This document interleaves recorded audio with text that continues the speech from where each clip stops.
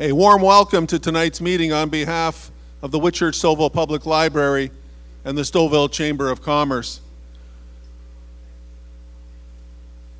We're here this evening to hear from the 5 people who want to serve as your mayor for the next 4 years. My name is Jim Mason. It's my honor to serve as your MC this evening. And first, our land acknowledgement. As we gather, we're reminded that we are situated on land that is traditional home of the Haudenosaunee, Anishinaabe, and Neutral people. We recognize and deeply appreciate their historic connection to this place.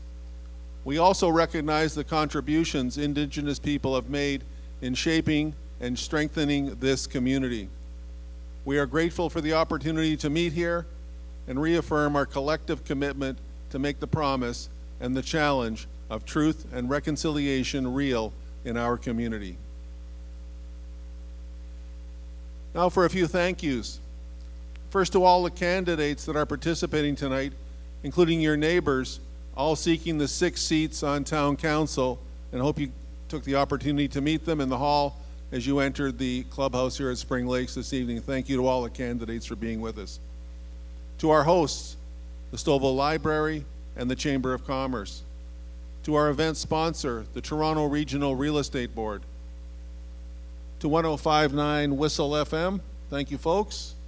They are live broadcasting tonight's meeting over the airwaves across Stouffville and the world.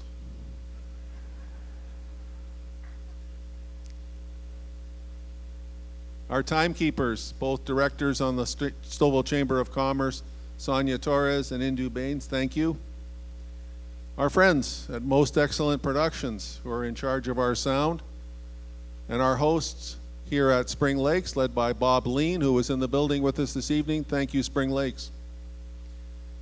If you haven't already, please turn your cell phones to silent. And now here's the format for tonight's meeting. Each candidate will have 2 minutes to introduce themselves and their platform. Following those introductions, a series of questions will be asked. These questions were provided to the candidates in advance so they could prepare their answers. Candidates will each have 1 minute to respond. Once we have completed those questions, if there is time, we will ask the candidates questions from the community that were sent in ahead of the meeting. At the end of the question period, candidates each will be given 2 minutes for their closing remarks. Now for the rules. Each speaker will be given an equal amount of time and are asked to be respectful of their fellow candidates and to answer the question that is asked. Candidates drew lots on the stage here just before we began to establish their order of speaking, and they've agreed to that order. After each round of questions and introductions, we will switch that order up. Our timekeepers will signal when a candidate has 10 seconds remaining and raise their hand when time is up. At this point, the candidate will be informed by the MC that they are out of time. Still photography, is permitted this evening, but video photography is not, including live streaming and recording of video. We ask everyone that to be on your best behavior this evening. If not, you'll be given 1 warning. This is sounding like a hockey game. You'll be given 1 warning, and after that first warning, if you still are acting up, you will be asked to leave the building. Happy to have Stouffville Bylaw and Stouffville Fire with us this evening to assist. Hopefully that does not happen. Now, on to the introductions. Our first speaker, Ian Lovett.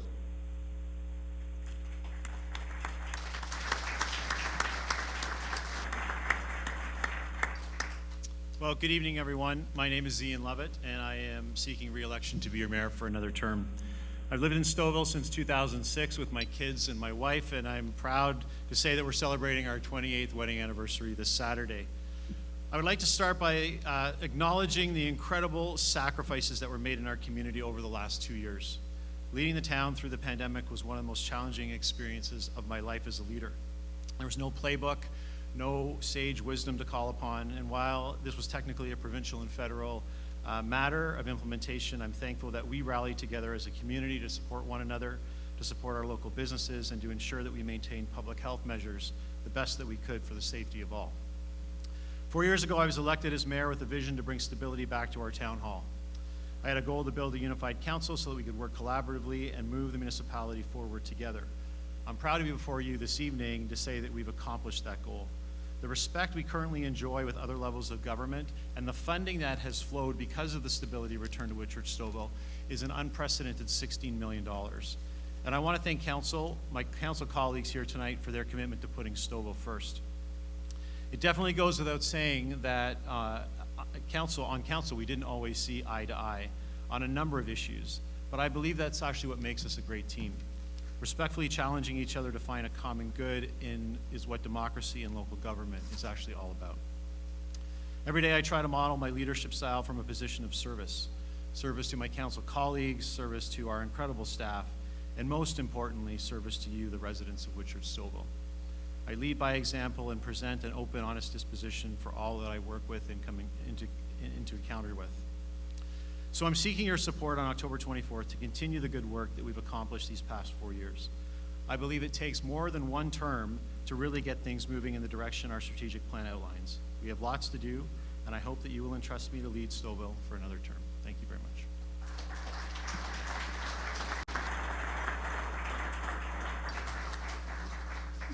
Our next candidate, Cher Ahmad.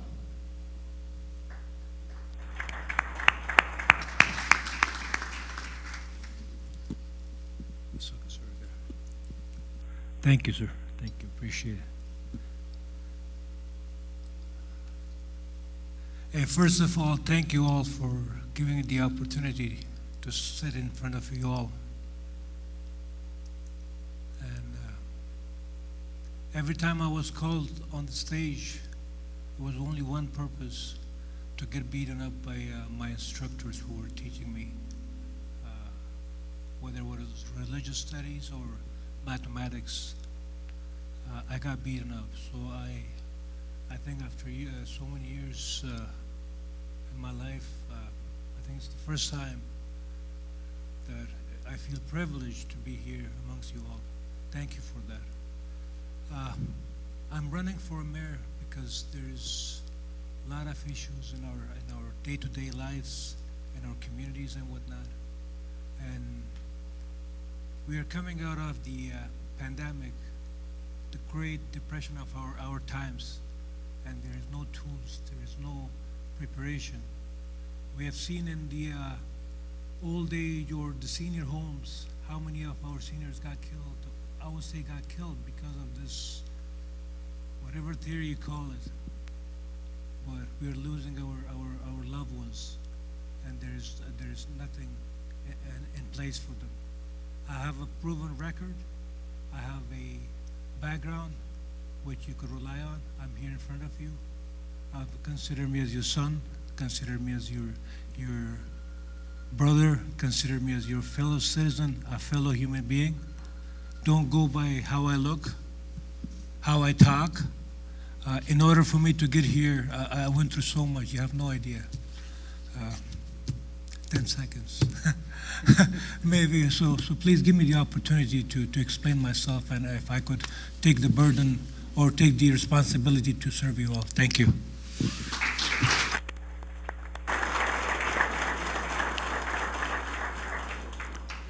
Next up, Mark Carroll.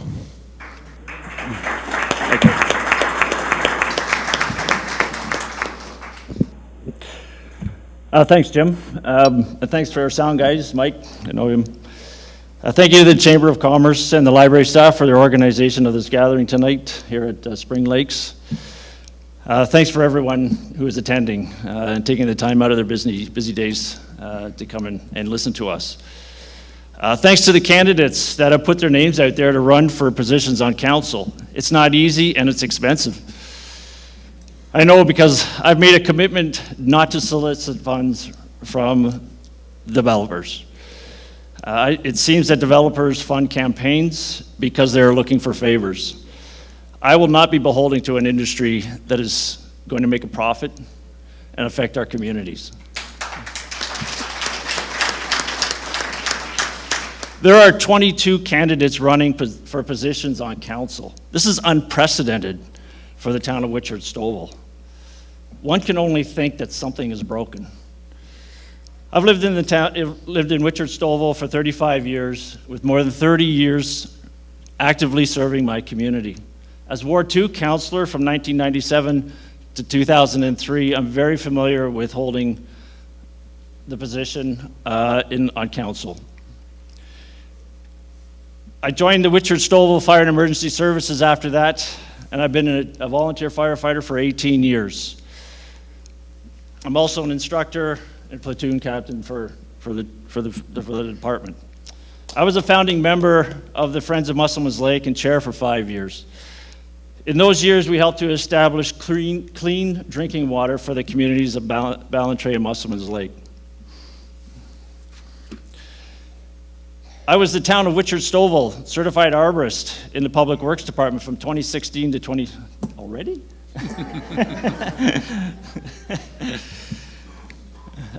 All right, I'll leave it for the rest of my campaign, so that's fine. That was the past 2 minutes, sorry.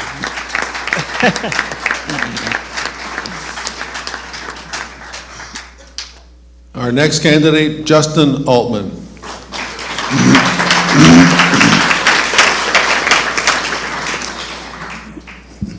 Good evening. It is time for change in Whitchurch-Stouffville. We need to put an end to the reckless and cavalier attitude towards spending shown by our current mayor. The tax dollars of the residents should be treated with respect. Unfortunately, that is not happening right now. Our municipal leaders should operate with complete transparency, especially when it comes to land sales and acquisitions. We need to see a greater commitment to attracting new businesses with focus on recreational activities for families.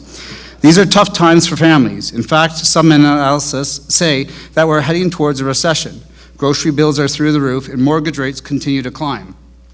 The last thing people need is a municipal tax increase brought on by irresponsible spending and careless attitude towards land sales and acquisitions. Let me give you just a few examples of the kind of spending I'm referring to. According to the Toronto Star, our town is being sued $38 million after a land deal for Bethesda Sports Park fell through. Think about that for a second. If we, the town, were obliged to pay that amount, it would average out to approximately $2,200 per household over 18,000 households. The town recently purchased a heritage building next to 19 on the Park for $1.2 million. It was then announced that it would then be torn down to expand by a few hundred square feet the existing courtyard that is hardly used at all. With winter just around the... With what?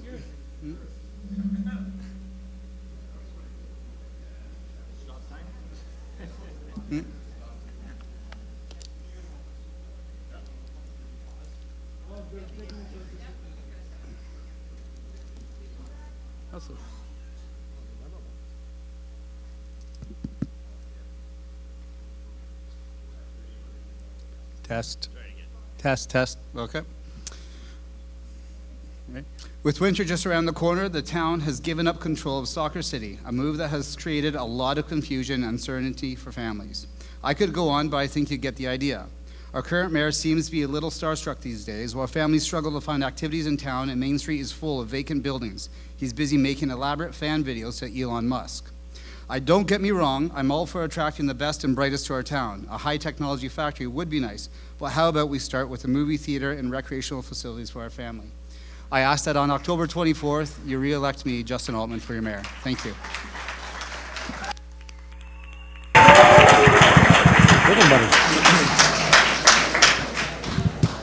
And our final candidate, Anand Date. Anand? Thank you very much. One of the benefits of going last is that most things have already been said. So I'm going to speak a little bit differently. I'm going to speak from the heart. Right over there where Jim is, I used to carve roast beef. I did it for about 4 years. I was a cook here at Spring Lake, so I feel like I have home court advantage in some ways. 1988 to 1992, so I'm very much dating myself. So I'm going to speak from the heart. You really have two choices. Keep doing what we have done over the past 8 years, or give us a chance and vote for a person who could do something better. Someone who's been in the community the whole time, 1975 is when I arrived, who spent his spare time working diligently for the betterment of all the community. My long list of community activities and accomplishments should be fairly well established by now, maybe they're not, but if you want the full details, it's on my website, my platform's on my website, and I don't want to bore you necessarily right now with the details. You can bore yourselves at home when you have some time. Let's get to the heart of the matter. What has happened in the last 8 years? Lawsuits, the latest of which, $38 million, Ethics Commission reports, stalled Main Street reconstruction projects, sale of town land, odd water bills, increased citizen fines, underfunded community services, and the list goes on and on. That's been the last 8 years. A person's past performance is the best indicator of future potential. I'm in human resources. I'm a recruiter, that's what I do. Thank you. With respect to Cher and Mark, and to all my other competitors up here, if you're looking for a different path, a path that is not going to be taken by Mayor Lovett or Mr. Altman, a path that they will not embark on, then I feel like your best collective option is me, Anand Date. I've been here since I was 3 years old. I have young kids, and I'll be here for another probably 20 or 30 years, and I'll be continuing to work for you. I'd like to be doing it as your mayor. Thank you.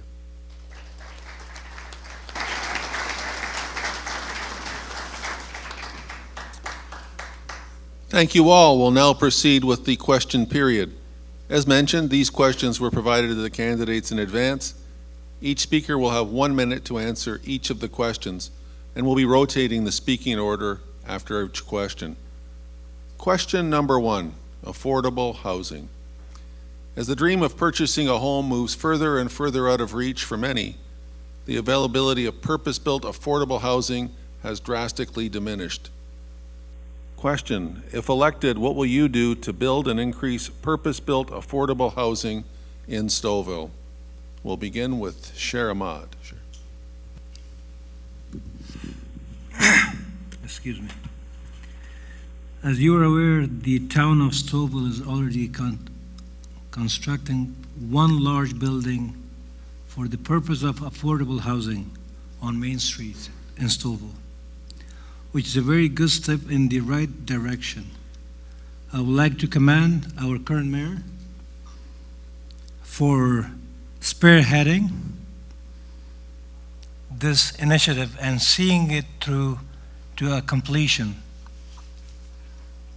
Although this building is meant for renters, there are many people who would like to buy their own home but have been eliminated from the market due to increased pricing.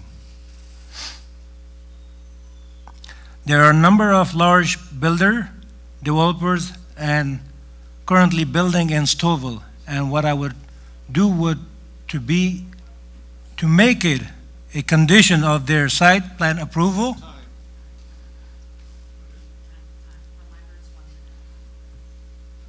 So, well, we don't have the time, that's the thing.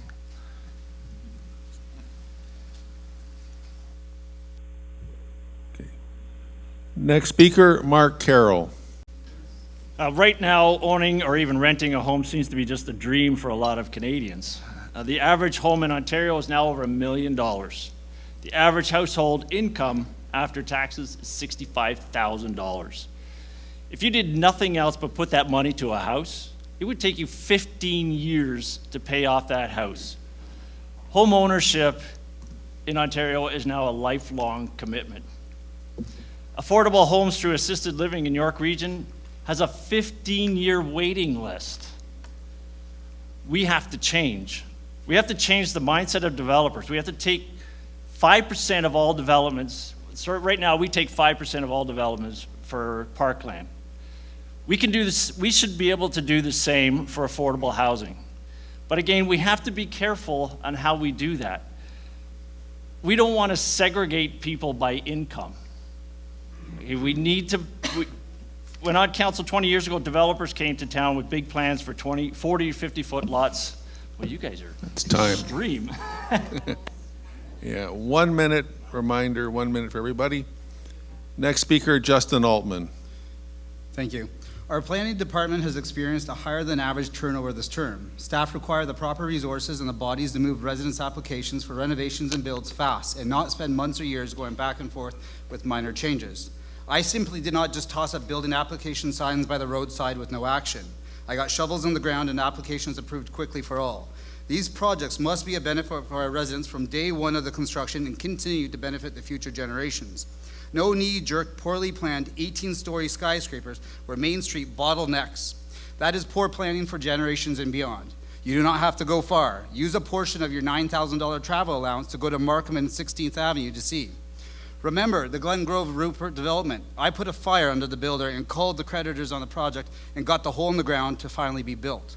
Under my watch, I would not allow the same builder to evict those same most vulnerable on the second project next door. In my term on York Regional Council, the proposal and purchase on Main Street to develop 97 units on affordable housing came to fruition.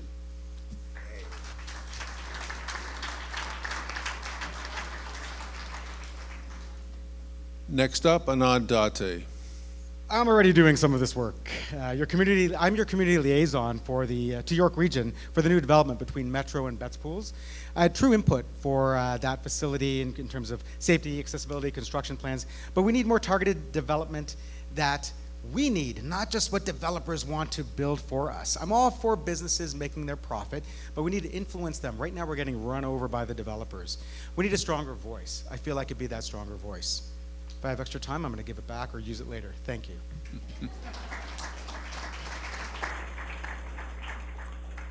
And Ian Lovett.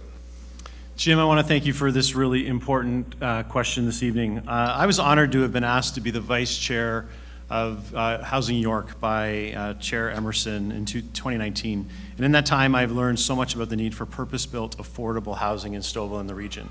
I'm proud to say that we're making actually really great strides on this issue. I'm thrilled that the town's new official plan will include a housing strategy, a strategy that will be the most comprehensive plan we have ever had to address the lack of affordable and attainable housing. Nothing is off the table. Conversations are being held every time a developer comes into Town Hall where they are asked what they will do to make housing more attainable. We will be looking at adjusting zoning to allow second suites, garden suites, granny flats, as well as pre-approved basement suites in the basements of new homes. We will also be looking at incentivizing developers to build affordable rental stock. I could go on, but there's only 1 minute. There really isn't long enough time to talk about this. We could talk about this for about an hour. But if I am returned, this will be a priority as it has been for the last term. Thank you.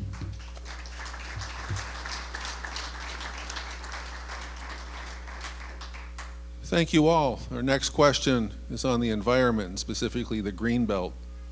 Stouffville has long been known as country close to the city, but with a growing population and high level of new construction, the balance between the natural environment and urban sprawl is in danger. Your question, if elected, how would you prioritize Stouffville's natural environment and natural resources against growth and development? First up on this one, Mark Carroll. Compact, sustainable communities. This has been widely talked about in every portion of Canada. If we can have our communities built where we are saying in our designated areas, and we can stay off the Oak Ridges Moraine and out of the Greenbelt. So compact, sustainable communities will sustain transit, will sustain small to medium-sized businesses, and it will sustain our lives as we want to live in our communities. So.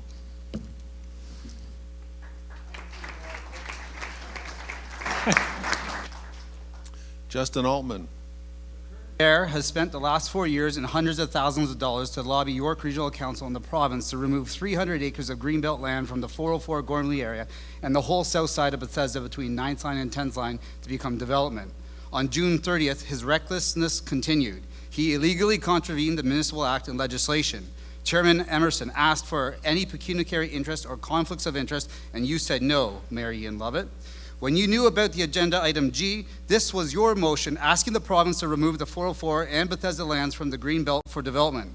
By law, you must remove yourself and abstain from comments and voting because you are being sued. Not only did you vote on this item, but you moved it. The province of Ontario now has your motion open to the public for comment and closes October 8th, just 3 days from now. Residents, this is your opportunity to save our greenbelt, and you did not even know about it. Is the minister aware of the $38 million lawsuit? Your experience has cost everyone 4 years and hundreds of thousands, if not millions. You have embarrassed your municipal, regional council, and placed a province in a poor position by not being truthful.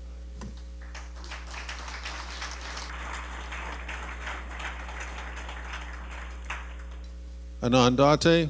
Very Justin, nice. Can you see my notes here? Because I got most of it. So I'm going to be briefer then, I guess. We have appropriate amounts of land to strike a reasonable balance. A flood of MZOs lead to quick solutions, but at a cost to the environment. I'm not currently on council, but I'm confident I can better represent our interests to the region and beyond than has been done in the last 4 years or 8 years. Mayor Lovett voted against 7 programs that would tend to help the environment. I tweeted that out. I'm not sure if you've seen that. So his stance is clear. Mine would be a little bit more favorable to the environment for sure, less sprawl, but more still providing accommodation and opportunities for the growth that we know is coming. We got to strike a balance. We have to do better. Thank you.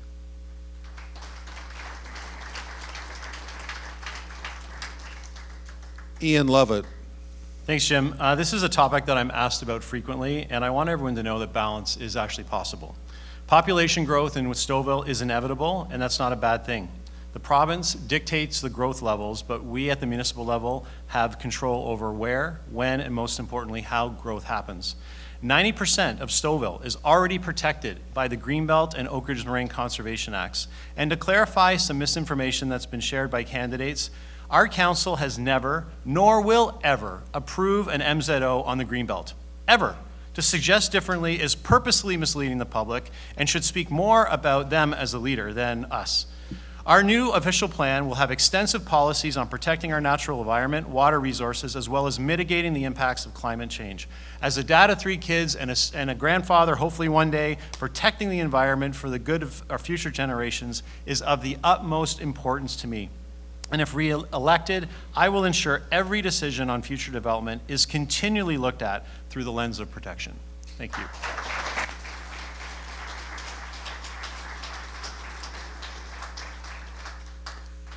Sher Hamad. Thank you. Growth and development for Stouffville is already in the books with thousands of building permits issued and many more developments currently either draft plan or site plans approved. I would intensify the requirement for parkland and natural features for the builders to get approval to build. I would also ensure that Stouffville had a strong, independent policy with respect to heritage designated sites and buildings, and designated certain environmental areas as environmentally heritage so that the natural features and resources cannot be destroyed or built on the features. Thank you.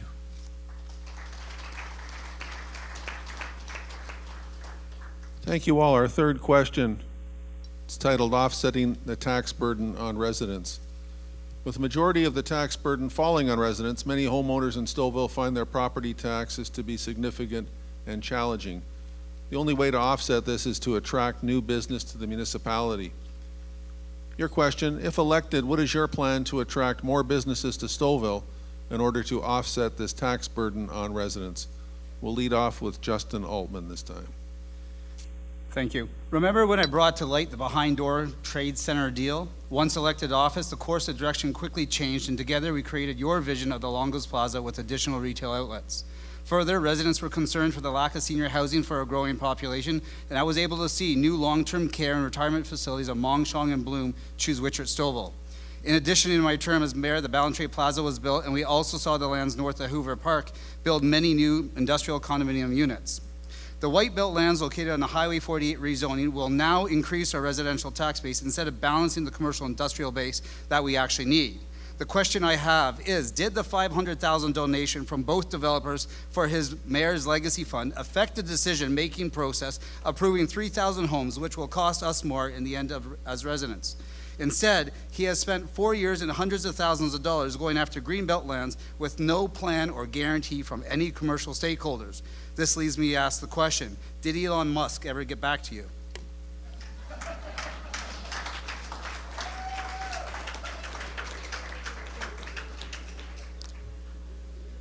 Next up, Anand Date. Is this on? I really enjoy going after Justin. That's awesome. It's awesome. So the question is about attracting new business. We need to be responsive. Kubota, they located just outside our borders. How do I know this? They're a customer of mine. You know, we ignored them. We were not even an afterthought of the York University campus. I proposed on my website and on social media a governing strategy to help us assign proper levels of attention to this very critical issue. We need to promote ourselves effectively, not just post a video on Facebook to entice Elon Musk and Tesla, who only looks at Twitter, not even on Facebook, in a moonshot to try and get here. That's not really, you know, something that's going to happen. So most are also convinced that probably Tesla's not a good idea to have here. Professional, competent action. If you could have done it, you would have done it over the last 8 years you had a vote. It would have already happened.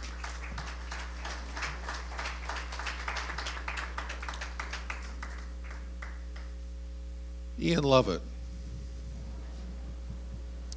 Thanks, Jim. Currently, 95% of the tax burden falls on us, the residents. It's completely unsustainable. If reelected next term, I'll continue to be laser focused on growing our commercial industrial tax base to balance our tax base. So let's talk about what we have done, Mr. Date. This past term, we've welcomed 41 new businesses to town, adding over $7 million to our tax base through growth and assessment. With a stable council and great staff, Stouffville has once again become a place where investors feel safe to invest. I'm excited to share with you that we currently have 200,000 square feet of commercial space under construction right now and another 1.6 million square feet at various stages of the planning process. Major international companies are calling us because they know Stouffville is open for business. This is unprecedented in our history, and I hope to be able to continue working closely with our economic development team to attract even more exciting and innovative businesses to town. We are off to a great start, but there is much more to do next term. Thank you.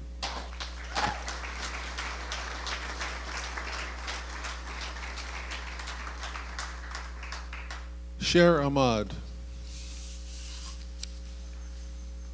I have stated before that the only way to reduce such a massive tax burden that the current residential taxpayers are enduring is to attract many more businesses and commercial land users to the area. This could be done by streamlining our approval process for new businesses and industrial construction, and initially providing a tax-free grace period to the business, for example, 1 or 2 years, as this will gradually increase the tax revenues of the town in the end and will make Stouffville a more affordable environment for new businesses to build and relocate. Thank you. And Mark Carroll. How do you go out to get new businesses to come into town and then tell them that we're going to put your tax base on your shoulders? We need to find new ways of bringing taxes into this municipality. I believe there are new ways of doing that.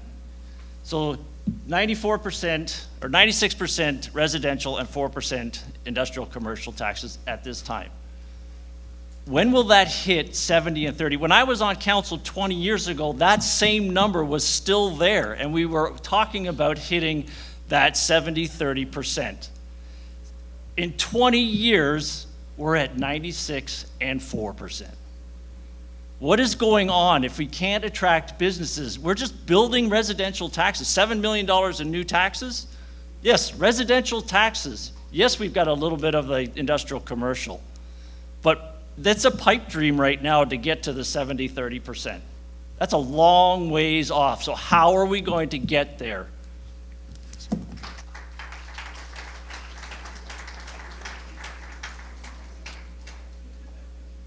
Thank you. Well, our next question deals with transit. With bus routes being canceled and only a limited north-south GO train schedule, public transit for Stouffville is lacking. This limits access to our community and makes travel within the community extremely challenging for those without a vehicle. Your question, if elected, what will you do to improve public transit for our community? First up, Anand Date. Don't you find these questions are repetitive? I feel like we've answered or been asked these questions the last time around. What that tells me is we haven't made any progress since the last time around. I'm glad I've got Ian's attention all of a sudden. That's great. I proposed a solution for this in 2018, but I don't think I had your attention because it didn't get enough votes. Otherwise, I wouldn't be sitting in this order that we're in right now. But remember, we made zero progress on this for years. We need to lobby with GO and other departments with strength. Remember the grain elevator? Remember that? $3 million we were going to have was going to be relocated. Where's that gone? We were promised to preserve it. We never seem to be effective at influencing large organizations into activity that we actually need. Bad relationships, lack of experience, being at the big table, talking to organizations is a challenge. As you all know, I'm one of the food bank reps. Affordable transit is critical, just like walking paths and cycling paths. We need to have a thoughtful plan. We need to lay it out. We need to follow it. Thank you.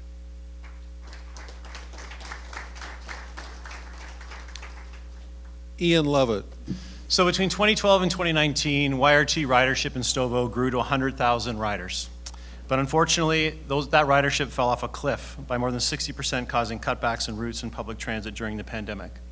The good news is that we're now starting to see signs of recovery.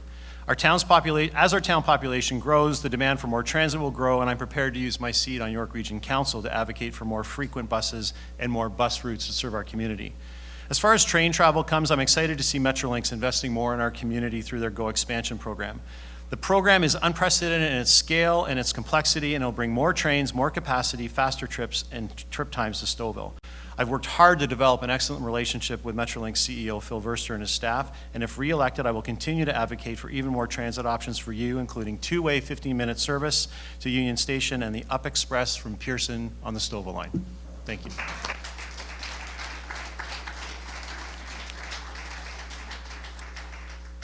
Next is Cher Ahmad. Cher. Yes, sir. Yes, sir. Based on our unprecedented rate of growth, I would arrange meetings with the executive of GO and Viva to express upon them the very real need for increased transit routes to and from Stouffville. It is evident that GO does see this happening, as they have just constructed a second massive GO train bus station at 10th Line and Bloomington. They would not have made this significant investment unless they had clearly studied the demographics of upcoming growth in the area. I'm confident that as the town grows, so will the availability of increased transit service. Thank you.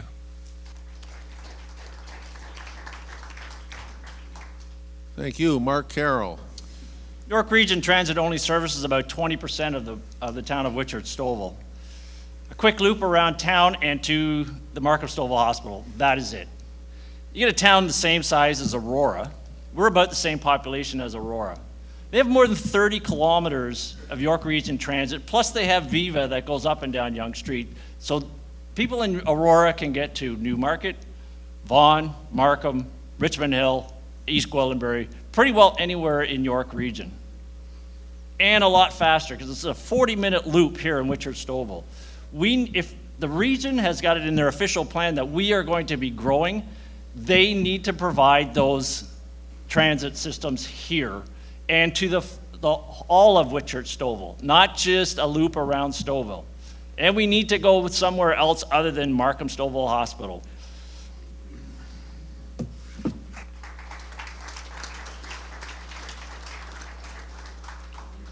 And finally, Justin Altman. Most small communities like Whitchurch-Stouffville are an automotive-dominated culture. However, basic mobility for all residents should be considered a right and not be excluded from accessing basic needs because they lack transportation options. I propose we, as the town, create our own transportation pilot program. Let's start by not purchasing but renting for a short-term 1 to 3 light-duty minibuses that can seat between 8 to 29 passengers that are equipped with wheelchair accessibility that exceed the AODA standards. As of January 29, 2021, the Gas Tax Fund has been renamed the Canadian Community Building Fund. Municipalities qualify for gas tax funding from the province of Ontario if they contribute financially to their public transit service themselves. The Ontario government is providing $375 million to help currently 107 of the 144 municipalities in Ontario who operate and improve local transit. Our current council has missed their stop all the way to the bus station. Whitchurch-Stouffville, we can have the best little bus line. Let's take the wheel, next stop, Town Hall.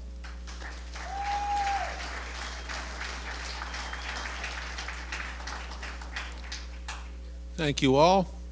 Next question is, Stouffville's population booms. The town's services and infrastructure does not seem to be keeping pace. Our current facilities, such as library, pools, and recreation facilities, are inadequate for our growing population, especially activities for youth and teens. Your question, if elected, what will you do to address this imbalance between infrastructure and growth? First up, Ian Lovett. Thank you, Jim. The timing of this question actually is excellent. Just last week, Council voted unanimously to adopt our new Leisure and Community Services Master Plan, and our staff hit the plan out of the park. Council committed to fulfilling the plan and has already directed staff to come back at budget time with projects for consideration. This past term, we accomplished many great things: new pickleball and tennis courts in Memorial Park. We expanded the cricket pitch, playground upgrades across the entire municipality, and expansion of Diamond 2 for baseball, and we'll be breaking ground on a new skating trail very soon. The new master plan takes population growth into account and will ensure that all residents, new and old, will have access to great facilities and programming for decades to come. I want to take a second just to set the record straight, though, about the soccer facility in town. A new dome facility will be built. Bids are being accepted right now, and I can't wait to see the rendering of what this exciting new facility will look like. It's going to put Stouffville on the soccer map in the GTA, something soccer cities, dangerous and poor design, never did. Thank you.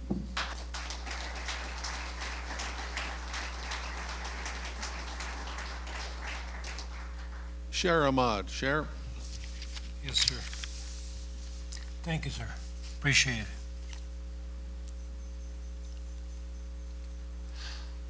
The burden of bringing a balance of infrastructure and growth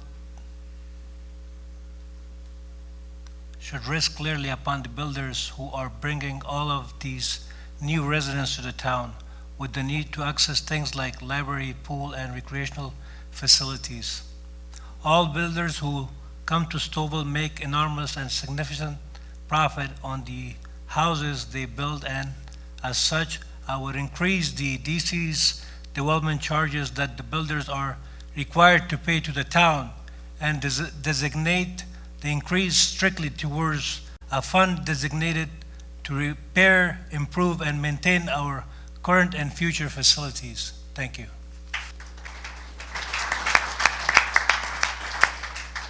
Mark Carroll. Ian, you sold Soccer City. This is what we're talking about right now. You know, we want the facilities, but you sold it. Then you wanted to sell the Bethesda sports fields. That's 42 acres of physical activities that's already there and has the infrastructure in it. We don't need to sell these things. We need to build on these things. All right? If Soccer City wasn't making the money that it was supposed to, then we needed to change the programs there. You don't need to sell it. We need to get out to those youth. I got out to the youth when I saved the Big Almont tent line. The youth of Whitchurch-Stouffville are looking to get involved in that type of activities. Okay, it's not always running around playing soccer, baseball. Their minds need to be activated as well. And when we can get into the schools and find out what they want to do, then that's going to make the students and the youth better in Stouffville.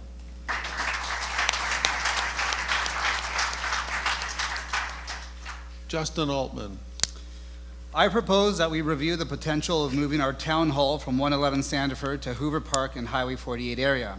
The current location where the town hall sits can be converted into density for attainable housing, which is needed now. The new location would be a facility that is comprised of a main floor having town hall and additional room for providing easy access to Service Ontario, Service Canada, our MP, MPP, York Regional Police Satellite Station, and social services that could be but not limited to a food bank and York Works for employment. I envision the second, third level would be town's corporate offices. I then would see the floors above, 4 and above, being comprised of higher density of attainable living units. Attached to the building would be a leisure service that encompasses a library, senior center, a gym, a soccer dome, as well dedicated indoor recreational spaces. All service providers and rental residential housing units, along with the user fees, would be created revenues that would go against the cost to rebuild and the daily operation of these facilities in perpetuity. Thank you. And finally, Anand Date.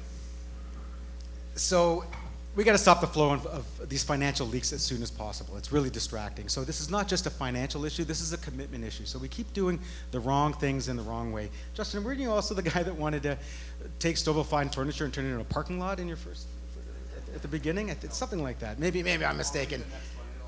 Give it to me next time. Yeah, that's good. So listen, it's not just a financial sort of thing. Like, we've got a pool that's too short for competition. We got Soccer City, the touchline was too close. I swim, I play soccer. It's very dangerous, but it doesn't mean we have to sell it at $2 to $3 million less than what we should have gotten for it.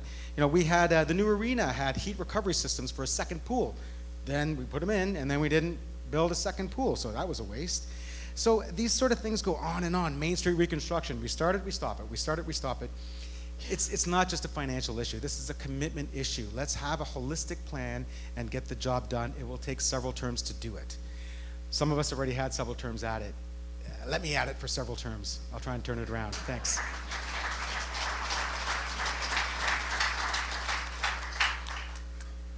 Our next question is on Main Street reconstruction. The Main Street project is years behind schedule, and plans are just now being presented to residents and businesses. Your question, candidates, if elected, what will you do to ensure that this project stays on track and the disruption to Main Street businesses and residents is minimized? First up is Sher Ahmad. Sher? Thank you, sir. I have seen recent coverage of the Main Street reconstruction project, and so I believe that it is now moving forward in order or to decrease disruption to Main Street and to residents. I would ensure that the project is broken up into small, manageable components and not done all at one time. If a section of Main Street is closed for the reconstruction project, I would ensure that all the detours would permit residents to get through town with little disruption. Thank you. Mark Carroll. Mark? Ask the people on Lloyd when the Pace Building was done. Ask the people on Stauffer when Stauffer was reconstructed. That was a mess. We're going to do that to Main Street. If we're going to do this to Main Street, we need to do it right. What happened in Stauffer, I was an employee of the town of Whitchurch-Stouffville. I know what went on Stauffer. It was a mess down there. People are still complaining on Lloyd Street that they shut down Lloyd Street. Main Street is going to be a project. When I watched the plan for Main Street, this is it here. There's no more parking. Where are we going to get parking for Main Street? We're going to have to. This is a plan that is astronomical. It's huge, and we need to do it, and we need to do it right the first time.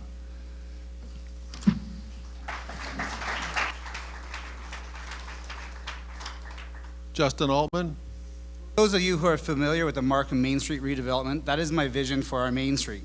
We can learn from the city of Markham, our neighbors, who had many challenges for their businesses and residents as they face redevelopment and infrastructure updates. A common sense approach to redevelopment is a must to change the current landscape to a fresh and vibrant mixed-use development with character and charm of heritage. Density is key and is extremely important to have the correct balance of low to medium density. I see underground parking with retail on the main levels, with professional levels on the second floors, with residential going 2 to 3 floors up, facing Main Street and kicking back. This in turn keeps the discrepancy of income living above and can spend money below for the services used in keeping businesses open past 5. A plan must be in place and investors in line to reduce costs to take on the costs associated for infrastructure replacement. To redevelop with no true plan, no investors, no strategy, and by not keeping with the same old helps no one and costs everyone, while the future further having nothing more to return to other than the new sidewalks, less parking, and maybe a few garbage cans that Main Street lacks today. Anand, this is for you. Yeah. Okay.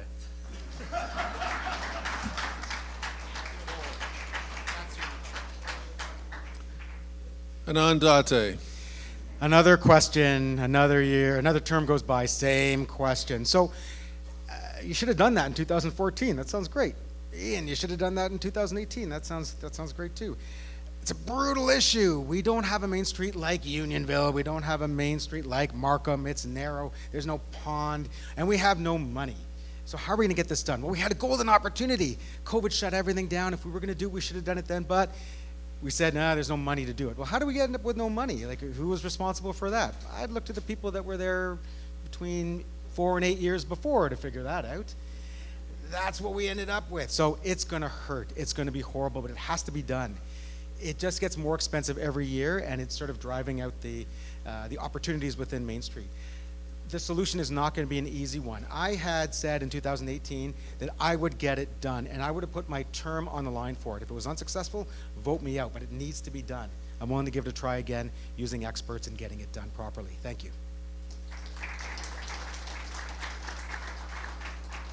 And finally, Ian Lovett. I'm excited that the Main Street reconstruction project is officially back on track, and there is no going back. If you haven't already, please check out the visioning video at cometogetherws.ca. It's incredible to envision what our Main Street's going to look like. And respectfully, Justin, we don't need your vision for Main Street. We already have the public's vision. The project is vital to our community, and it will be like rocket fuel for businesses once it's transformed. I know our Main Street businesses are excited for transformation, and I'm pleased to see a number of business owners here this evening. And I want to assure you that there will be a plan to minimize disruption during construction. We'll have a special project manager on site to support the needs of businesses and to help ease the burden. And if re-elected, I'll be recommending to council that the village businesses be exempt from the special downtown tax levy throughout the construction project.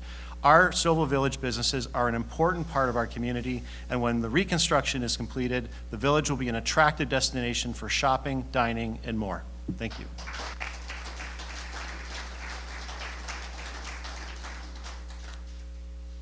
Thank you all. Our next question deals with attracting revenue from outside of the town.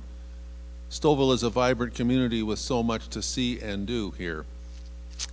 If elected, what will you do to attract visitors to Stouffville and encourage them to support our local economy? First on this one is Mark Carroll. Jim, it's Whitchurch-Stouffville is a vibrant community. The town is still called Whitchurch-Stouffville. Meaning a vibrant town is energetic, bright, and full of life and excitement. The town is youthful and vibrant and exciting place. That's the meaning of vibrant. Do we have that here? We have a main street that's not working.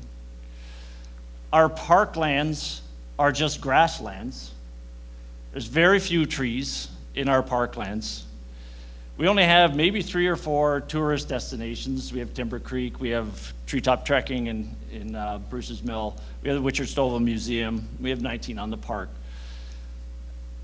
We need to encourage that type of businesses to come into town so that we can bring tourists into town. Then we need to promote. When I leave the town of Whitchurch-Stouffville and I tell people where I'm from, it's always come back to where's Whitchurch-Stouffville? Oh, we're right beside Newmarket. So we need to promote. Time.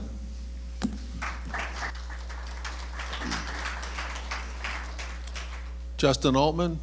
To be honest, there are not many visitors that come to visit Stouffville a second time.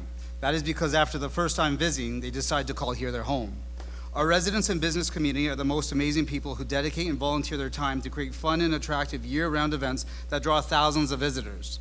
The mayor's marketing background saw $100,000 plus of taxpayers' money go towards changing our name and logo from Whitchurch-Stouffville to Stouffville and then back to Whitchurch-Stouffville because they then realized legally the costs were so enormous and very difficult to legally change. In conclusion, thousands of dollars wasted, and we are still considered Whitchurch-Stouffville on legal binding documents and then are branded as just Stouffville on town trucks and non-legal paper documents. Confusing, I would say so.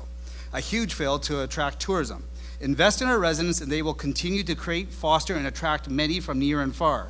A huge thank you to the Strawberry Festival, car shows, to the arts community, to the Horticulture Club, our many sports teams, music festivals, farm markets, food trucks, parade committees, community services, and to so many more that I cannot list in a short minute. That is how we do it. Thank you.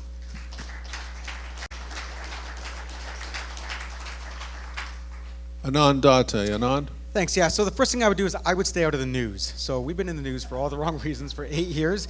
You're not even going to see me because I'm going to be at York Region where all your money goes. 45% of your money goes to the region. You're not going to see me. You know, there's a lot of negativity, obviously, that's happening up here. So maybe I'll take a little bit different approach. We have a lot of things to celebrate here in Stouffville. I've lived here my whole life. We've got music. Representatives are here now. We have car shows. Thank you, Justin. That was a good one to point out. Fireworks. I know it's a little controversial with the dogs and the cats having a little bit of problem with that. But cyclists, sports. We've got festivals. We have so much opportunity if we just focus on those positive things instead of being in the news for all the wrong reasons. The Altman era led to sort of a fear of coming in here, and now the Lovett era is, just all developers and develop and build residential. I think there can be a balance for this sort of thing if we focus on the right things. So I would sort of charge our economic development program with getting the best minds to look at realistic targets to bring the things here that we need. Thanks. Ian Lovett. Thanks, Jim. I tend to think big. And when I have ideas, they're big ones. One of them is already in the works. I had a vision of extending a seamless trail network from the Rouge National Urban Park through Memorial Park to Main Street. Our town staff are now working with Parks Canada, the TRCA, and York Region to make this happen. And public consultation will follow shortly. And I couldn't be happier. The next vision is to eventually extend our trail network north of Main Street to Galucci and Willow Springs wineries. Imagine walking or riding your bike through nature on a warm summer afternoon for a sip of Chardonnay. This would be a massive tourism driver, and it's only the beginning. Last year, staff brilliantly executed my vision for a holiday market, and it was everything that I imagined and exceeded the expectations of residents and drew thousands into our community. This year's market is going to be bigger and even more fabulous, attracting visitors from Stouffville, from around the GTA, and beyond. We're putting Stouffville on the map for tourists, and our local economy will reap its benefits. Thank you.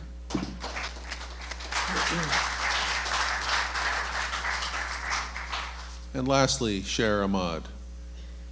Thank you. I believe that Stouffville does a great job of promoting visitors through the unique festivals like the annual Strawberry Festival. I think that further events such as baseball tournament, weekends, and culture fairs would also help to attract new visitors. Thank you. Thank you all. Our next question. High-speed broadband remains a critical need in certain parts of Whitchurch-Stouffville. Thanks, Mark. Your question, if elected, what will you do to improve access to high-speed networks across Whitchurch-Stouffville and also ensure that this service is affordable? First up, Justin Altman. I recognize that this is and remains a concern for so many areas of the town and rural areas and is not unique just to our municipality. Municipalities are still seeking funds to be downloaded from the federal to the provincial, then to regional, and finally to us. I highly suspect that the funding download is slow because these levels of government are still on dial-up. I had the privilege to travel with one of the residents to Brant County in my term of office to investigate both solar power initiatives as well as fiber optic options for high speed. I was amazed to learn how the municipality created a corporation of the corporation and took on firsthand putting in fiber for the residents by the residents.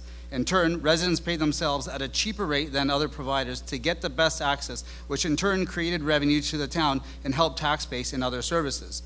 Instead, council went another direction with a private provider, which today we see them torpedoing lines underground all along our roadways in town. I will continue to work with all levels of government to seek funding and connect our communities with better advanced services for high-speed networks.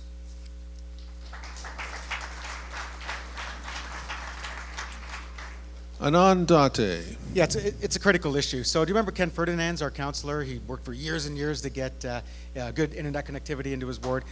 Took him 4 years or 8 years. I don't know. He was working for quite some time. This is an essential service to me. So similarly, I would work with the region and beyond to gain the support of the industry giants that actually put this stuff into the ground. You know, this isn't something that we can just decide to do. This is something that we need to lobby in order to do. Again, representation at the regional and beyond level is important. That's why you're not going to see me as your mayor, because I'm going to be chasing down these things that will take years to accomplish. On my website, I have a 100-day plan, a 4-year plan, an 8-year plan, and a 12-year plan. And this is one of those plans. When I think about thinking big, I don't think about paths. I think about medical facilities, I think about educational facilities and all the ancillary benefits that go along with that. That's big picture thinking. That takes multiple terms. Thanks.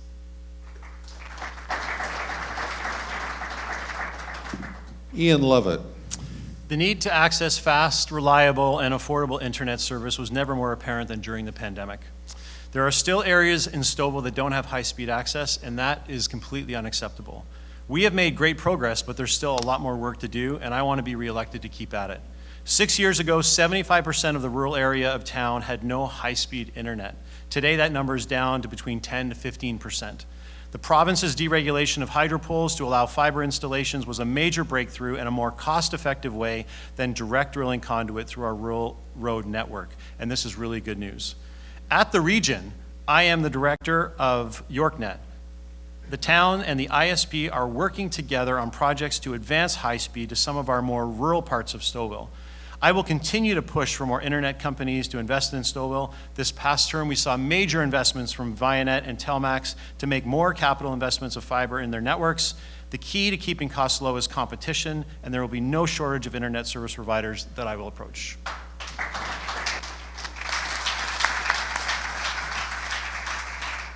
Next, Cher Ahmad. Thank you. Excuse me. There's currently new high-speed internet service being installed across the town, and this should improve service to many residents. I would work with the internet service providers to determine if we could get decrease rates for bulk service. For example, if the town offices agreed to Rogers service, it would be a requirement that they reduce everyone in town's bill by 10% for all of those residents who sign up for Rogers. Thank you.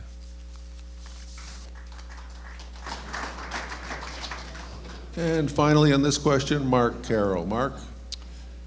We need to bang on the industry's table and start demanding the services for our town. The only way that this broadband came to some of our rural parts was that the residents got up in arms and started banging on the table. We need to keep doing that and make sure that both the provincial and federal governments who will bring this stuff into, bring broadband into our communities, that they know that we need it, and that is going to help our small to medium-sized businesses as well, and that could attract the small to medium-sized businesses. So we need to stay on top of this industry. It is a private industry, Bell, private industry, Rogers, and then we need to get different businesses in here so that we can keep the prices down. So just keep banging on the tables, and I believe that the town of Whitchurch-Stouffville can be a part of that banging on the table. Thank you all. Next question is business related. The majority of local businesses here are small to mid-sized enterprises, most of which carry a heavy debt burden as a result of extended lockdowns from the pandemic. Your question, candidates, if elected, what will you do to champion local business and make sure that they are supported so that they can thrive? First, Anand Date. Thanks. So I own a business here in town. So I moved my business here, and it's been going for a long time. And I consult huge businesses in town. Largest employer in Stouffville. Anybody know who that is? Teva Pharmaceuticals. Exactly. Canadian recruitment manager for Teva. How you doing? So let's be clear. My priorities are the current businesses and residents of Whitchurch-Stouffville. There are many strategies, but the most important strategy, which I think sometimes gets lost in the shovel, is our job is to listen to people. Our job is not to tell you what you're going to get. Our job is to listen and then to execute on what you want, especially if a vast majority of the people want that. I feel like that gets really lost, and we have these conversations, and everybody asks me, Anand, what do you think about this? What do you think about that? I don't know. What do you think about it? What would you like me to go and get for you? So the first thing to do, and I feel this way as a business owner, is if someone listened to what I needed, then we have a basis of conversation to figure out what the heart of the issue is. So I may know things, but I probably don't. I'm going to find out, and I'll engage our staff, who are experts at this, to try and listen That's and time. engage. Thank you.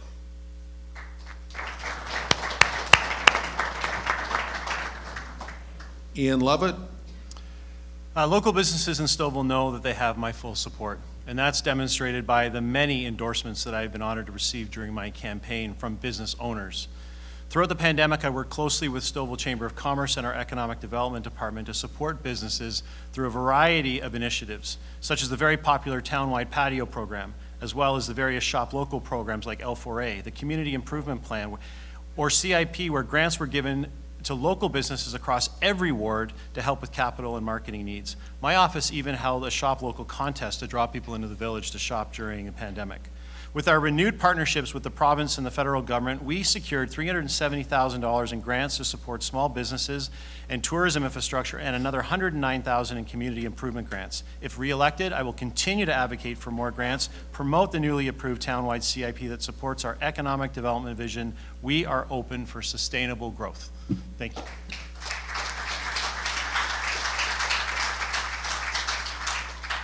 Sher Ahmad? Thank you. I think a strong way to do this is by increasing tourism to the town, not terrorism, tourism. And as I mentioned above, I believe that this can be achieved by the increased fares, events, food fairs, rep fest, etc. When tourism when tourism increases, so does the revenue for all the local businesses or small businesses. Thank you. Mark Carroll? Yeah, this brings us back to that tax base, I think. Small to medium-sized businesses, we're putting a lot of tax burden on them. And I would like to see our tax burden be spread out a little bit more so that we don't have to rely so heavily on that 30% of the industrial commercial businesses. If we can stop relying on that so much, then we can help those businesses to thrive in Whitchurch-Stouffville. We can also champion programs that go beyond the financial interventions and provide non-financial support. We have the Chamber of Commerce, we have our Economic Development Department. We can get in such information as advisory to these businesses so that they can survive. Fine, all right. 1 minute is not enough. And finally, Justin Altman. This is a great question for our community partner, the Chamber of Commerce, and I don't care if you want to take my minute or I can continue on. But truly, though, the town needs to call a strategic initiative to create a recession-proof community. The key to our strength is in our people. We need to enable opportunities for business owners to come together to foster symbiotic relationships for mutual prosperity. I will and have always been committed to helping businesses grow and have always telling people at every event or every chance I have how great our business community is. I can tell you one thing that is a given, and for sure fact and not misinformation. If you were to look up a map of York Region, you will quickly notice that we are geographically located just above Markham. My promise and commitment to you, the residents and businesses community, is that we will always be above Markham. Thank you.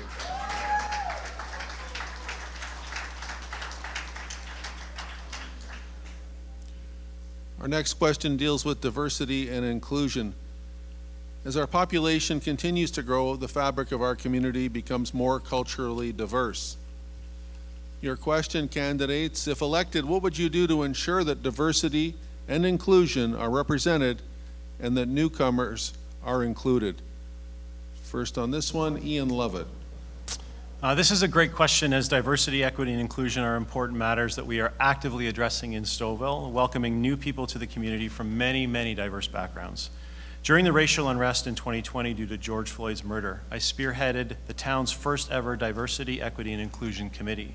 That committee is now formally adopted by the town and meets regularly to provide feedback and input to town staff and policies.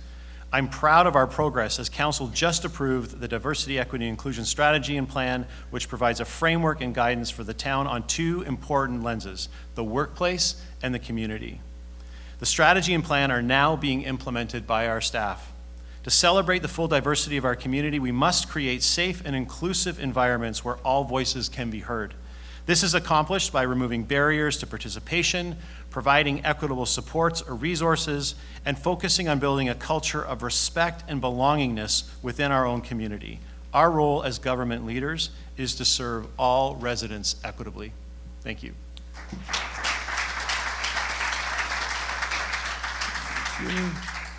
Next, Cher Ahmad. Thank you.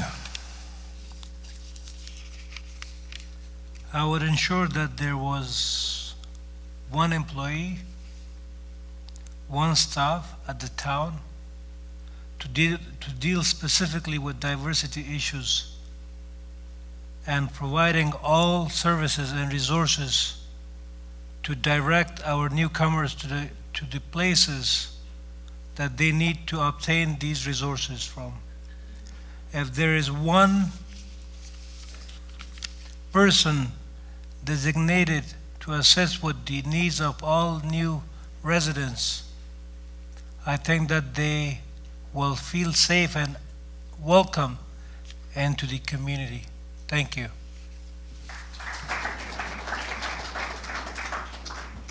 You, Mark Carroll. I believe every level of government has a role to play in creating an inclusive, barrier-free, diverse society. So much can be done to overcome the barriers that limit access, discriminate, and ignore people's differences.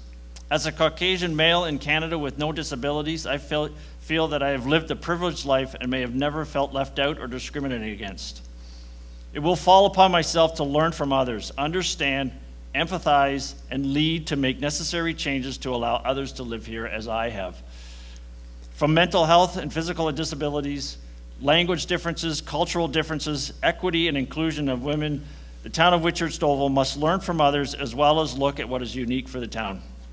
We must also recognize the distinct heritage of the indigenous peoples of North America and what this community can bring to our town. The town is growing and becoming more diverse in all areas. Reaching out to communities and letting them know that we are listening and developing policies, the attitude and the amenities that will lead the town to a more inclusive, diverse, and barrier-free. I believe the town of Whitchurch-Stouffville has indicated. Oh, really? Can't read any faster. Justin Altman.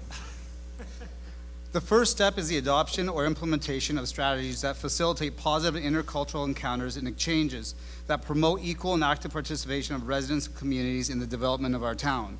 Our town has changed for the better with the addition of so many new cultures, and it is a much more diverse population. In our campaign for mayor, we have used the top 22 most spoken languages by our residents in our election material and signs. Our website for StouffvilleStrong.com to elect Justin Altman for mayor can be converted by clicking on the button to translate all our material to our residents' desired language. Communication, creating community connectivity through social activities and engagement is key to fostering and strengthening a strong, healthy, caring, and vibrant community for all to call home. Our federal, provincial, regional, and municipal governments, along with the community stakeholders of York Regional Police, hospitals, service groups, schools, and so many other individual residents and businesses, have taken an active part in making diversity and inclusion a key priority. Each day we will become stronger, better, and accepting. Where we have started is not where we will end, and I foresee wonderful things for Whitchurch-Stouffville.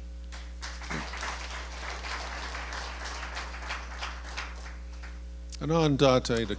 So in my private HR business, I'm called in these meetings all the time to help write policies and make change. But we've got committees, surveys, policies. What we need is action.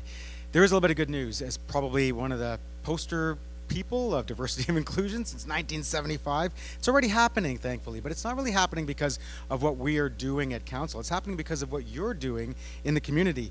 We need to give it more attention, though. So 30% of people in a recent survey said that they felt discriminated against in our own town. That's really shocking, and it's kind of sad, but it's better than in 1975 when I was here, so we are trending into the right direction.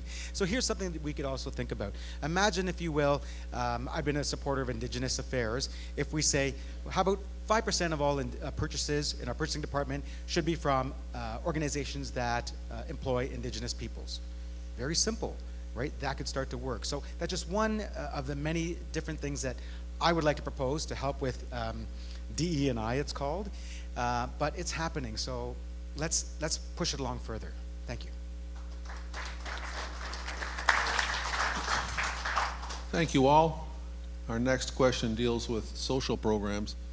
We're seeing more and more evidence of a growing issue with lack of social supports within our community, most notably in the areas of homelessness, food insecurity, and mental health services.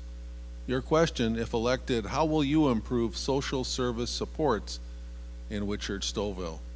First, Cher Ahmad. Thank you. Sorry I can't speak faster. I'm a little bit slow, so bear with me. Thank you. I have noted clearly that the Hummingbird Hub in Stouffville has made it their mandate to address all of these situations.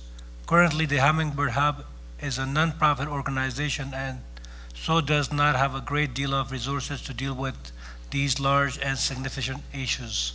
I would determine if it would be viable to access municipal or provincial funds to assist the Hummingbird Hub in their mandate, and or I would help the Hummingbird Hub obtain whatever grants or funding are available at the provincial or federal level to sustain their existence and ensure that they have the resources to grow and assist many more marginalized residents of our community. Thank you. Mark Carroll. To deal with this in 1 minute would be shameful. This is a huge problem that's just growing and growing. The difference between the haves and have-nots is growing. And to say that we don't have the services, we've never had the services that will support the homeless, or the food banks have all been closed. We need to get those back open and start supporting our food banks.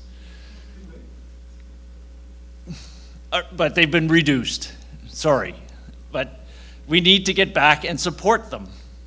And, you know, this is a question that it just can't be done in a minute, so I will heed to Mayor Altman. Past Mayor Altman, sorry. Yeah. Justin Altman. Municipalities have always been solely responsible for their community's development in infrastructure such as roads, parks, wastewater, water, and basic general municipal services. Unfortunately, at the municipal level, we do not have the resources nor financial capacity for funding, along with qualified staff to operate such needed services. York Regional Council staff have been working tirelessly nonstop to try to address these social concerns that are growing greater in need daily with constant committee reviews and plans.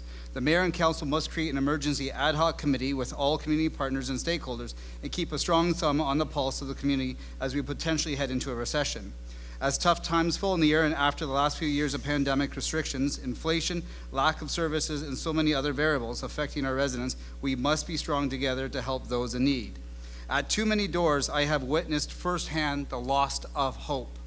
To those here in this room and beyond, I know that when faced with hardship, we will rally together to find the appropriate solutions and resources. We are and will always be Stouffville strong. Thank you.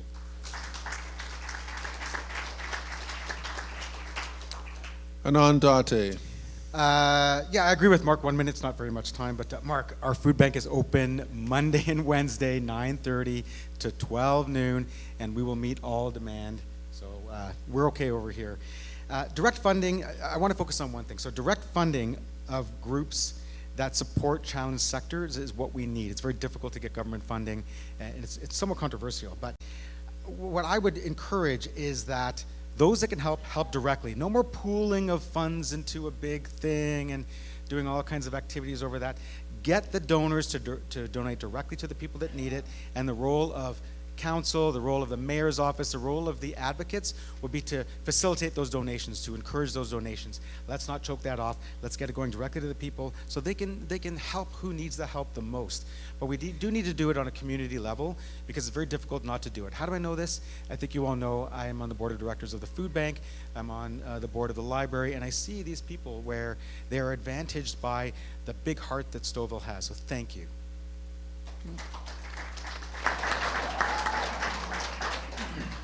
Ian Lovett. Thanks, Jim. This is a question that I'm actually really passionate about. During COVID outbreak, I was able to help 2 families who were facing homelessness find accommodation. And I will continue to be a strong advocate for those that are in need in our community.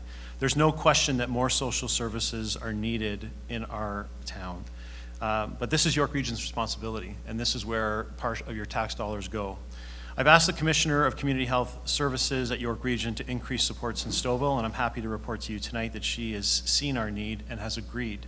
York Region outreach staff have already increased their presence in Stouffville. Town staff and York Regional Services, social services staff are now meeting on a regular basis to develop a plan that is for more permanent solutions to the issues of homelessness, food insecurity, and mental health services in Stouffville. I can't overstate the importance of relationships with regional staff. Over the past 4 years, I've earned their trust and respect, and as a result, they listen to me when I call and make requests on behalf of our community. I look forward to the opportunity of continuing this work with the region and supporting our marginalized people in our community. Thank you.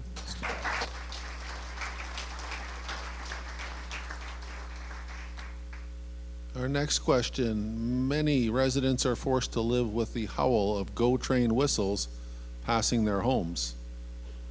Our neighboring community, Markham, has implemented train anti-whistling at over a dozen crossings. Question to our 5 candidates for mayor. If elected, what will you do to move Stouffville forward towards train whistle cessation? First on this one, Mark Carroll. I had I wouldn't say it's a pleasure of dealing when I was working for the town of Whitchurch-Stouffville, dealing with Metrolinx. That organization has their blinders on.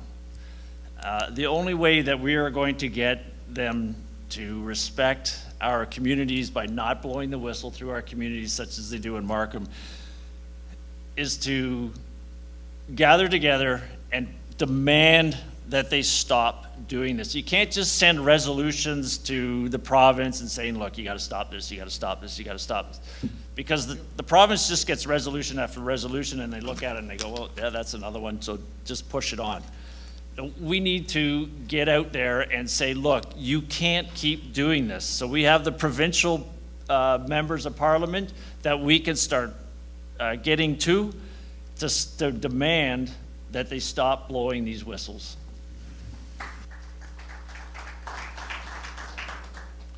Justin Altman. It looks like right about now we could use the horn whistle in here. Everyone looks a little tired, and it could help wake us up. But again, I'd like to thank everyone for sitting through for all these questions. I am a supporter of the whistle cessation, and that in my term of office, we did have a proposal of $400,000 in which we could have done that and made all the crosswalks legitimately legal and safe for everybody for that travel. If we had not possibly purchased the florist shop or gotten into these other lawsuits, we could have easily taken those funds and put that across over there and definitely done something more with the whistle cessation. So I am a strong proponent of seeing that those whistles are stopped, and we should be able to find the funding within that. Thank you.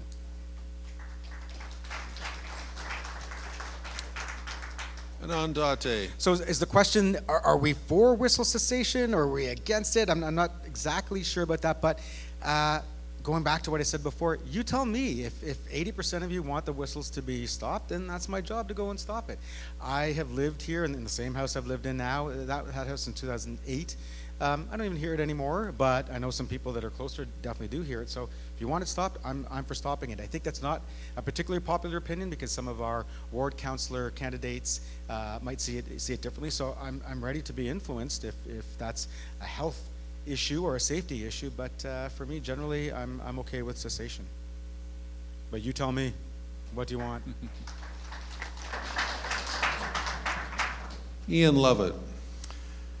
This is a hot topic in Ward 6, and I hear about it as I'm knocking on the doors. I am happy to say I'm fully in favor of whistle cessation, and I have voted as such for the last 8 years. To be honest, it's been a really long process with differing opinions on councils, but we need approvals from various regulatory bodies as well as Transport Canada. You just don't demand that Metrolink stops blowing the whistles. This term of council, though, Council directed staff to do a detailed design on the crossing upgrades required, and I'm pleased to report that our staff are nearing completion of that design process. And when the final report comes to Council for approval, I will be leading the charge to get it done. I wish my colleagues would have followed Council meetings because they'd know that this was actually going to happen in this next term. Other municipalities have shown whistle cessation to be a safe method of reducing noise pollution, and I hope to have the full support of the rest of Council when it comes time to vote next term.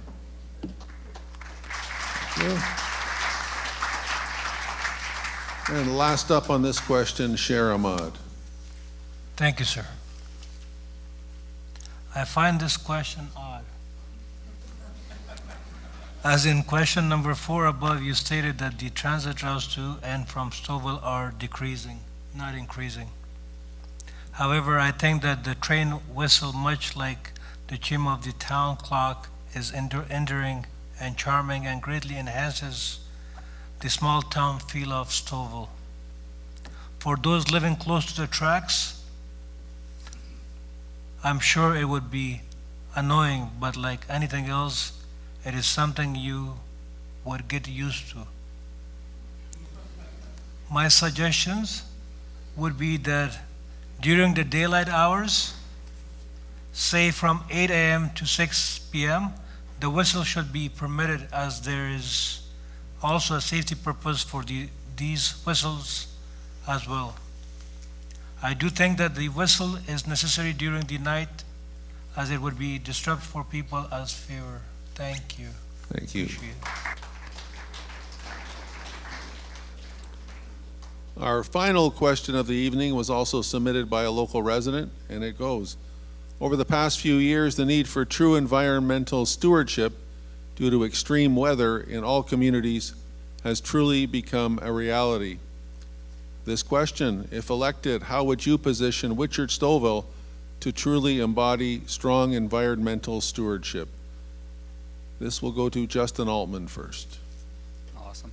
I would like to draw people to stouffvillestrong.com. We'll be having some videos, and we have on there a number of different platforms that are introducing some environmental pilot projects that we would like to do for Whitchurch-Stouffville.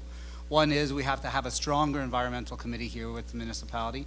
And one of the other things that we're doing that's kind of fun and different is that we want to become a bee community or a bee city, take on a challenge put out there by the province. And what we would do is plant boulevards, streets, and other landscaped areas into the wildflower program. With that, what you do is you then place beehives within the community, and you could have within the leisure guide where you and your family can actually go, put on the bee outfit, go and collect honey, spin it, learn how to make that, also grow wildflowers. I'd also like to see greenhouses attached to our leisure services for the horticultural club so that we can begin to grow our flowers for our main street and create more tourism with better gardens. In addition, we would like to look at doing the hen project like Toronto has done, and there's much more videos that will be out there. So please go to stouffvillestrong.com to see the environmental platform that we're producing. Thank you.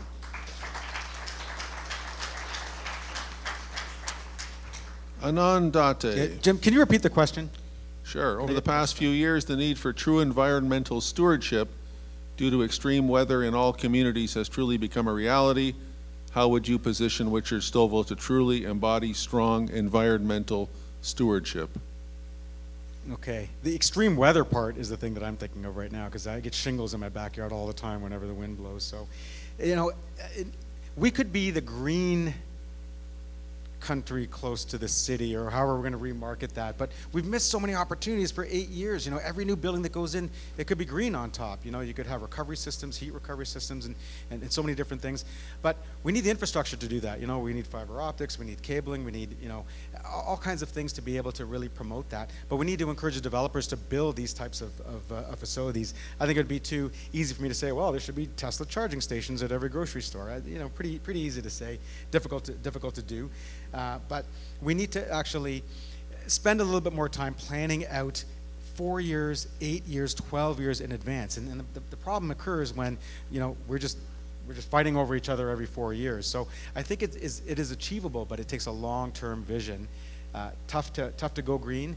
We can do it. We should have been doing it though for the last 8 years.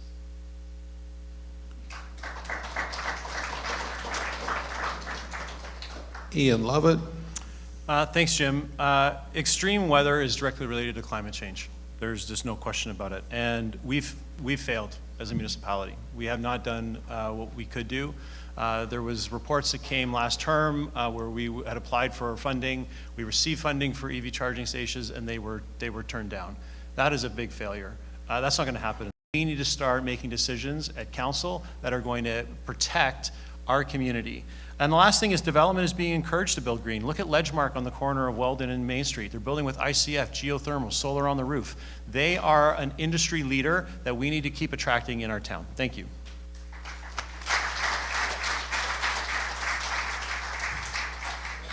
Cher Ahmad.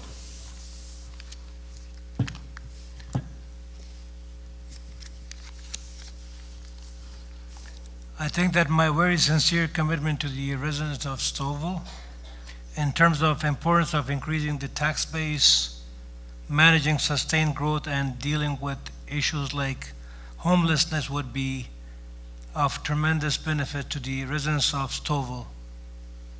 I'm approachable, honest, and of integrity. All of these qualities are very important for taking on the role of a mayor. If you think I deserve your vote, please vote. Whoever you elect would be your next mayor. I'm here to, what I see on daily basis on operational level, you don't see it. Our mayor does not see it. There is immediate need for tools and services for our residents, and it's not available. Please go ahead and help those who are dealing with these issues on a daily basis. Thank you. Thank you. And lastly, Mark Carroll. I've been involved in environmental programs and projects for the last 25 years.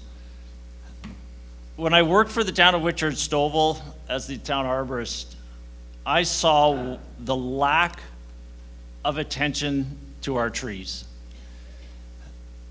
Our own park staff were killing our trees. And then we were just replacing them. For 6 years, $200,000 was put into trees, and we were just replacing trees. If you look at our secondary plans, most of the trees in those secondary plans are less than 20 years old. We don't have the canopy cover that we need within our communities to sustain us and to 10-second mark, to get us away from climate change activities. So we need to be better. I wrote some of the, holy moly.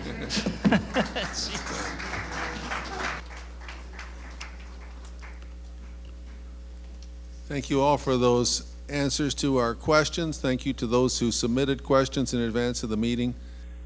It's now time for our closing remarks. We'll now ask the candidates for those remarks. You will each have 2 minutes, and we will start with Cher Ahmad. Cher. But you just put me in a hot seat right here.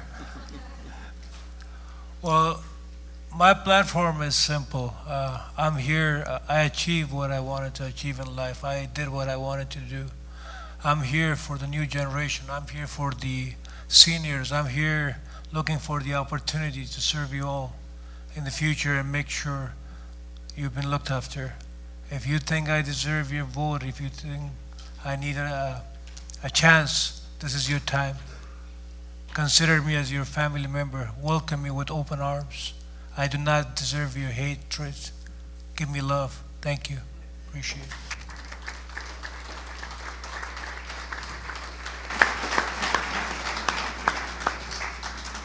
Thank you, Cher. Our next is Mark Carroll. Mark? We have 2 minutes, right? 2 minutes, yes. Run with it. So, as I continue, as I was said, I was the town of Whitchurch-Stouffville certified arborist in the Public Works Department from 2016 to 2022. I resigned my position as lead arborist and operator. The policies and procedures set forward by council and management were not in keeping with professional knowledge and current science for the preservation of our natural heritage. Council and management were not utilizing their positions to progress the town to a more sustainable outlook for the health of our residents and our communities. The lack of sustainable policies and refusal to enforce those policies within the town of Whitchurch-Stouffville has left the town far behind other municipalities in York Region and Southern Ontario. As you've been told, the current council has passed the appropriate planning policies for a successful outcome of the development of our town. Under the leadership of Mayor Levitt and supported by staff, they have consistently turned to the province of Ontario to administer ministerial zoning orders to develop our town. No other municipality in Ontario has asked for or supported more MZOs than the current council of Whitchurch-Stouffville. This is turning our planning over to the province of Ontario and completely ignoring our planning policies. In 2020 and again in 2021, the current council took it upon themselves through closed-door meetings to lease out part of our beloved Main Street Clock Tower courtyard. Then in 2021, again, the current council held closed-door meetings for the sale of a 42-acre Bethesda Park. If this had unfolded, the mayor wanted this park to be sold as of today. The town and mayor of the CAO have now been named in a $38 million lawsuit by a developer. Ian Levitt is campaigning on transparency. It says on the back of its ear. He's held closed-door meetings to sell and to lease our part of our parklands. There's something wrong and change is needed. I want to be that change. I want to be the leader for better. My vision for the town of Whitchurch-Stouffville is resilient and affordable development, healthy communities, preservation of our natural environment, It's time, policies that our communities grow in a sustainable manner, and open and honest council with strong principles and proper leadership and time. accountable to the residents.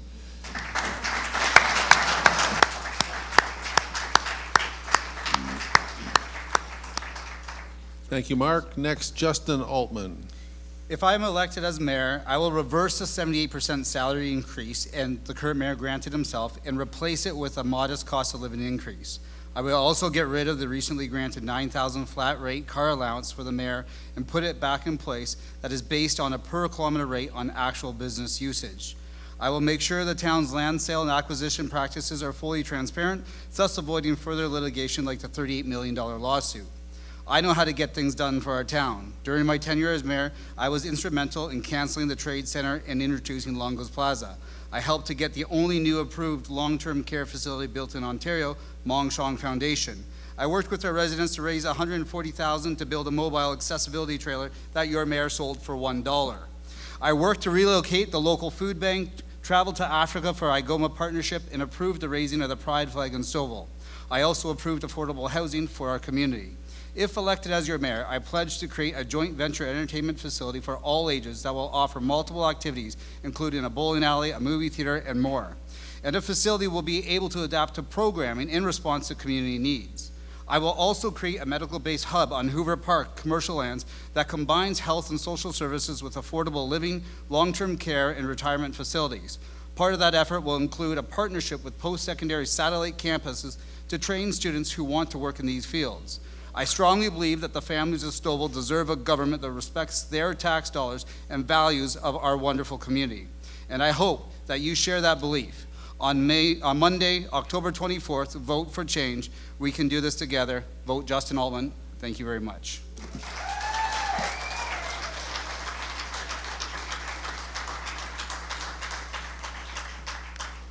Thank you, Justin. Next speaker, Anand Date. So I'm hoping a lot of you already know what I do for the community in my spare time, but what you may not know is what I do for full time to pay the bills. So I'm a process improvement person. I'm a professional consultant. I get paid to give advice. That's all I do for the last 26 years or so. And when I give good advice, I get paid. And when I don't give good advice, I get fired. I don't get paid. It's been working pretty well for 22, 26 years, and I like to think that I give a lot of good advice.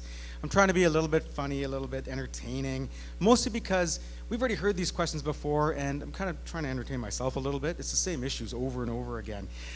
Einstein once said, You cannot solve a problem with the same thinking that created the problem. If you could have, you would have. And with all due respect to our mayoral candidates up here, we've had years to solve these problems, and we're still talking about the same things. There's a new generation of opportunity available to you, of diversity, of inclusion, of people with their heart in the community, and I feel like that's me. Since 1975, I've been here. I've got a 4-month-old child and a 2.5-year-old child. I'll be here for another, when do kids leave the house now? At age 30? 35? I'm gonna be here for a long time, and I'm gonna continue to do what I do for the community in any way you see fit. I'm hoping you see fit to make me your mayor. Thank you.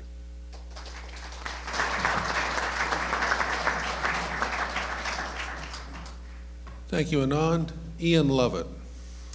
Well, ladies and gentlemen, thank you for taking the time here this evening. There's certainly 5 varying perspectives represented here tonight, and ultimately you're going to choose one of us to be your next mayor.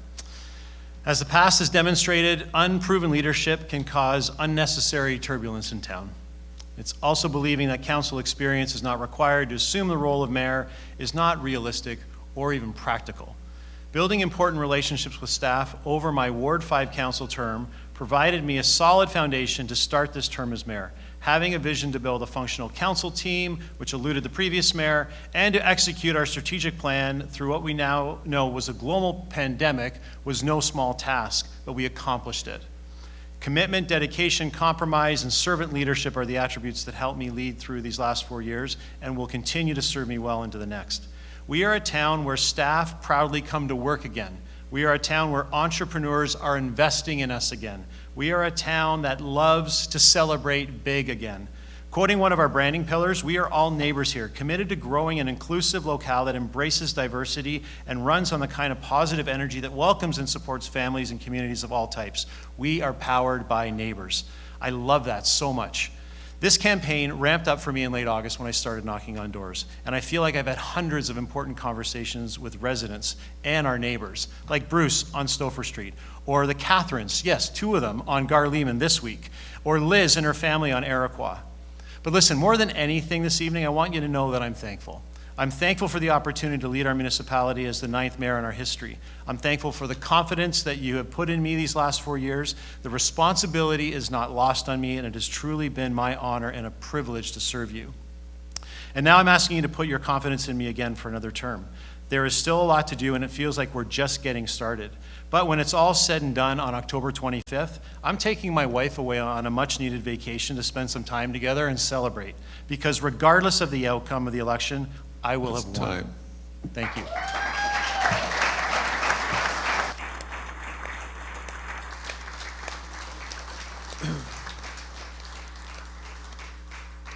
Takes a lot of courage to put your name up, to get up front here, to be the council candidates at the back, to be knocking on doors for several weeks and putting your names on lawns all over Whitchurch-Stouffville.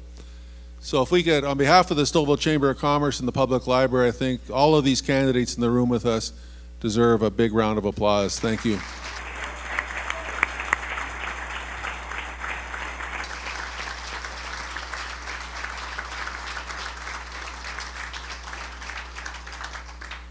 If we weren't able to get to the questions that were submitted, we apologize, but I'm sure the candidates would love to have you follow up with them and have a discussion. We hope this evening has been informative, and I'm sure that some of the candidates, if not all, will be sticking around the room. You can talk to them, get more information on their platforms. If not, reach out to them via social media. They've all got websites, and you can get it through the Town of Whitchurch-Stouffville website as well.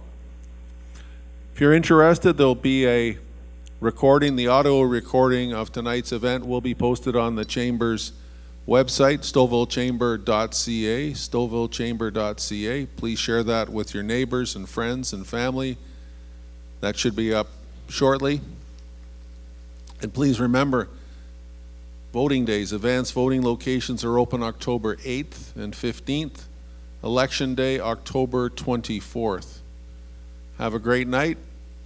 Hope to see you at the polls. Bye-bye.